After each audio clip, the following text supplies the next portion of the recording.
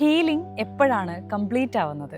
പാസ്റ്റിലുണ്ടായിട്ടുള്ള ആ ഒരു ഇവൻറ്റ്, ആ ഒരു പേഴ്സൺ ഇവരെ കംപ്ലീറ്റ് ആയിട്ട് മറന്നു കളയുന്നതോ, നിങ്ങൾ ഒട്ടും ഓക്കെ അല്ലാതിരിക്കുന്ന ഒരു സിറ്റുവേഷനിൽ ഐ എം ഹാപ്പി എന്ന് പറയുന്നതോ, ഒന്നും സംഭവിക്കാത്തതുപോലെ പ്രിറ്റൻഡ് ചെയ്യുന്നതോ, ഫോഴ്സ്ഫുള്ളി ഫോർഗീവ് ചെയ്യാനായിട്ട് നിങ്ങളെ തന്നെ തയ്യാറെടുപ്പിക്കുന്നതോ ഒരിക്കലും ഹീലിംഗ് അല്ല. ഹീലിംഗിന് മുമ്പ് നിങ്ങളുടെ brain emotional dependency, trauma bonding ഇതിനകത്തൊക്കെ സ്റ്റക്കായിട്ടാണ് നിൽക്കുന്നത്. അതിൻ്റെ ഏറ്റവും വലിയ എക്സാമ്പിളാണ് ഒരു പാട്ട് കേൾക്കുമ്പോൾ പോലും സങ്കടപ്പെട്ടിട്ട് കരയുന്നത്. ആ പേഴ്സണും ഇവൻറ്റുമായിട്ട് ബന്ധപ്പെട്ട എന്ത് കേട്ടാലും ആങ്സൈറ്റി ട്രിഗർ ആവുന്നതൊക്കെ അതുകൊണ്ടാണ്. ഹീലിംഗ് കംപ്ലീറ്റ് ആവുന്നതിന് മുമ്പ് നിങ്ങൾക്ക് തന്നെ പല ഐഡൻറ്റിറ്റീസും കൊടുത്തിട്ടുണ്ടാവും. I'm the cheated one, I'm abandoned, I'm the victimised person, I get traumatised, അങ്ങനെ പലതും.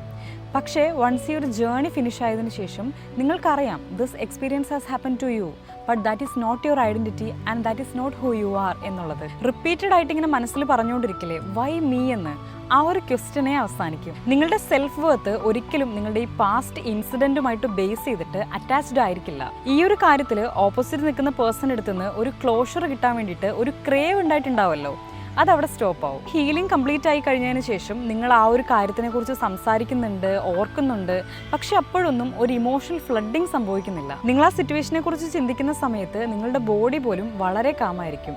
That means your mind and body are finally aligned. നമ്മുടെ ബ്രെയിനും നെർവസ് സിസ്റ്റവും ഒക്കെ എഗെയിൻ സേഫ് മോഡിലേക്ക് വരുന്നു.